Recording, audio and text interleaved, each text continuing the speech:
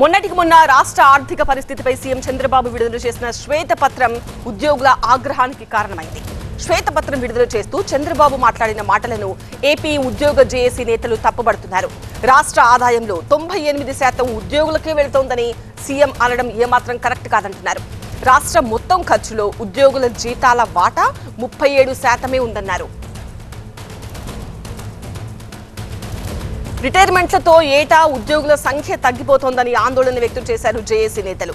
2024లో 13,624 మంది ఉద్యోగులు పదవీ విరమణ చేశారని తెలిపారు. ఉద్యోగుల సంఖ్య తగ్గుతోందని, పనిభారం, ఒత్తిడి పెరుగుతోందని ఆవేదన వ్యక్తం చేశారు. ఉద్యోగుల వల్ల ఖర్చు పెరిగినట్టు చూపించడం ఏమాత్రం బాలేదన్నారు. తమకు రావాల్సిన పీఆర్సీ, డీఏల విషయంలో ఎందుకు జాప్యం జరుగుతోందని ప్రశ్నించారు. తమతో జరిగిన చర్చలపై ఈ నెల 15 లోపు ప్రభుత్వం క్లారిటీ ఇవ్వాలని ఉద్యోగ జేఏసీ నేతలు డిమాండ్ చేశారు. రాష్ట్రంలో వచ్చేటువంటి ఆదాయంలో 98% ప్రభుత్వ ఉద్యోగులకే పోతుంది అని ఒక శ్వేతపత్రం ద్వారా మా ఉద్యోగులకు సంబంధించినటువంటి అంశాన్ని కూడా చెప్పడంలో ఉన్న ఆంతర్యం ఏమిటో అర్థం కాక ఇటు ఉద్యోగ సంఘాలు, ఉద్యోగులు అందరం కూడా ఆశ్చర్యానికి లోనయ్యాం. ఈ ఖర్చు మొత్తం 2,26,000 కోట్లండి. 2,26,808. అందులో ఉద్యోగులకి జీతాలు, పెన్షన్లు కలిపి 84,401 అంటే 84,841 కోట్లు ఖర్చు. అంటే ఎంత? 2,26,000 కోట్లలో కేవలం 37%. సహజంగా మనం అనుకుంటాం మొత్తం ఖర్చులో మీ ఖర్చు ఎంతయా? లేదు, ట్యాక్స్ రెవెన్యూలో వరకే చూస్తేనేమో 59%, లేదు రాష్ట్ర రెవెన్యూ మొత్తంలో మా ఖర్చు చూడటం అనేది న్యాయం అనిపిస్తేనేమో 47%. ఇది ప్రజలకు తెలియాల్సింది. మరి ఈ 98%, 95% ఎక్కడి నుంచి వచ్చినాయి మాకు అర్థం కావట్లేదు.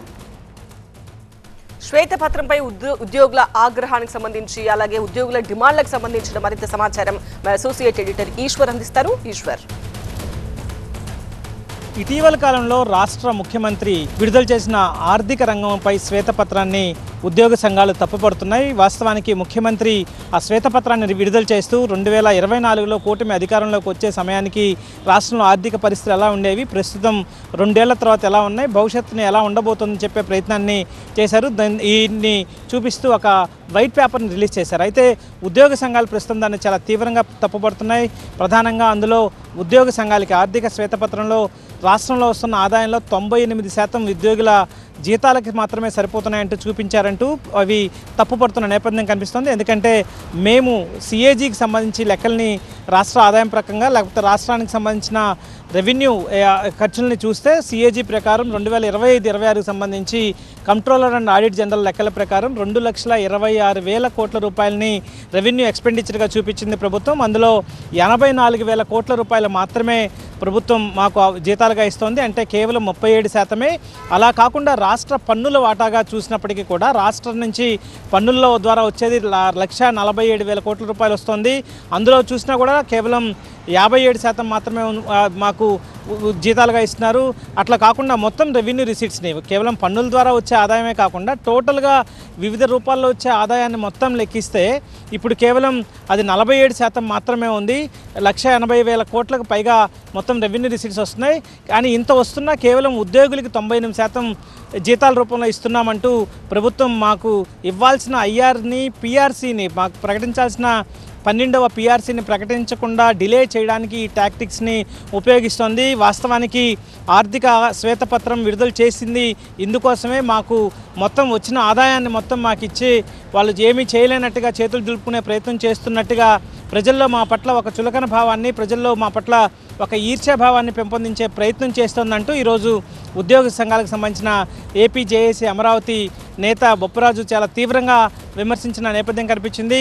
మొత్తం మీద చూస్తే రాష్ట్రంలో 12 లక్షల మంది రెగ్యులర్ ఉద్యోగులు ఉంటే అందులో 5 లక్షల మంది మాత్రమే రెగ్యులర్ ఉద్యోగులు ఉన్నారు. మిగతా చాలామంది అవుట్సోర్సింగ్ వాళ్ళు అవసరం లేకపోయినా వివిధ కారణాల రీత్యా, రాజకీయ కారణాల రీత్యా వాళ్ళు పెట్టుకున్న నామినేటెడ్ పోస్టులకు సంబంధించిన వాళ్ళను కూడా ఈ అవుట్సోర్సింగ్ జాబితాలో లేకపోతే ప్రభుత్వ ఉద్యోగుల జాబితాలో చూపించి వాళ్ళ ఖర్చుల లెక్కంతా మాకు ఇస్తున్నట్టుగా చూపించే ప్రయత్నం చేస్తున్నారు. సో ఇది తీవ్రంగా ఆక్షేపణీయం. వీటన్నిటిని ప్రభుత్వం ఒకసారి పునరాలోచించి వాటిని వెనక్కి తీసుకోవాలి. మాకు ఇవ్వాల్సిన ఈ బకాయిలు ఏవైతే ఉన్నాయో వాటితో పాటు పీఆర్సీని అలాగే మిగతా ఐఆర్ని ఇవ్వకపోతే మాత్రం 15వ తేదీకి తర్వాత ఉద్యమానికి సిద్ధమవుతున్నాం, ఉద్యమ కార్యాచరణకు సన్నద్ధమవుతున్నాం. ప్రభుత్వమే తదుపరి కార్యక్రమాలకి, తదుపరి చర్యలకి, తదుపరి జరగబోయే పరిణామాలకి బాధ్యత వహించాల్సి వస్తుందంటూ ఉద్యోగ సంఘాలు అయితే హెచ్చరిస్తున్న నేపథ్యం కనిపిస్తోంది. సో మొత్తానికి ప్రభుత్వం దీని మీద ఎలా రియాక్ట్ అవుతుందో చూడాల్సిన నేపథ్యం కనిపిస్తోంది. రైట్.